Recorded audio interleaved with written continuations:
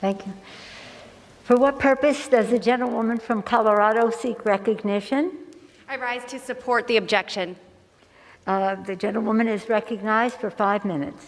Thank you, Madam Speaker. And to ease everyone's nerve, I want you to all know that I am not here to challenge anyone to a duel like Alexander Hamilton or Aaron Burr.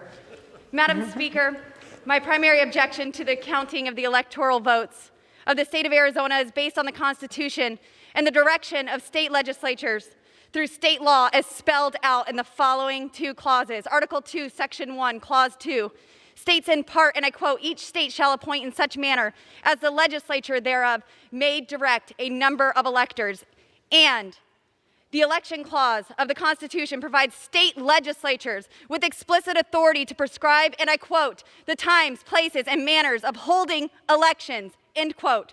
For more than 3 decades, Arizona law set by the state legislature has required that voter registration end no later than 29 days before an election. This is clear. It is law, unless amended by the state legislature. This is the way it needs to be carried out. In Arizona, the deadline for voter registration for the 2020 presidential election was October 5, 2020. Using COVID as a reasoning, Democrats filed a lawsuit to extend this deadline by 18 days.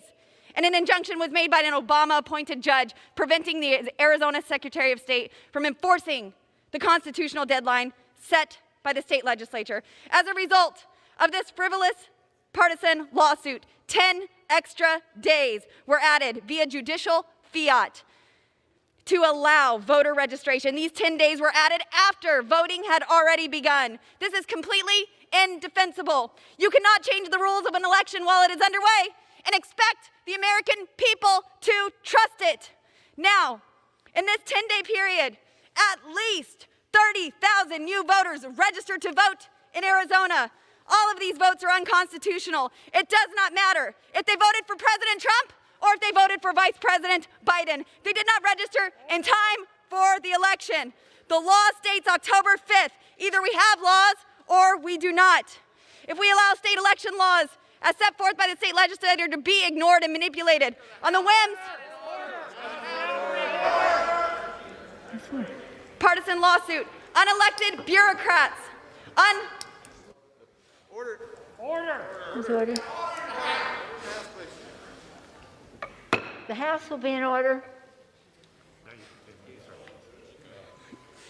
If we allow state election laws as set forth by state legislatures to be ignored and manipulated on the whims of partisan lawsuits, unelected bureaucrats, unlawful procedures, and arbitrary rules, then our constitutional republic will cease to exist. The oath that I took this past Sunday to defend and support the Constitution makes it necessary for me to object to this travesty.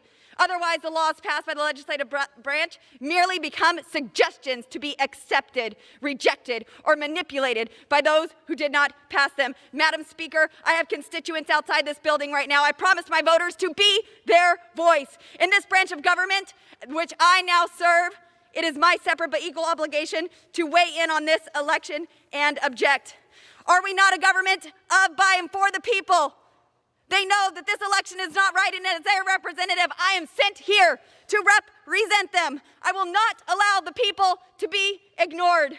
Madam Speaker, it is my duty under the U.S. Constitution to object to the counting of the electoral votes of the state of Arizona. The members who stand here today and accept the results of this concentrated, coordinated, partisan effort by Democrats, where every fraudulent vote cancels out the vote of an honest America, has sided with the extremist left. The United States Congress needs to make an informed decision, and that starts with this objection. I yield the balance of my time to the gentleman from Florida, Mr. Brian Mast.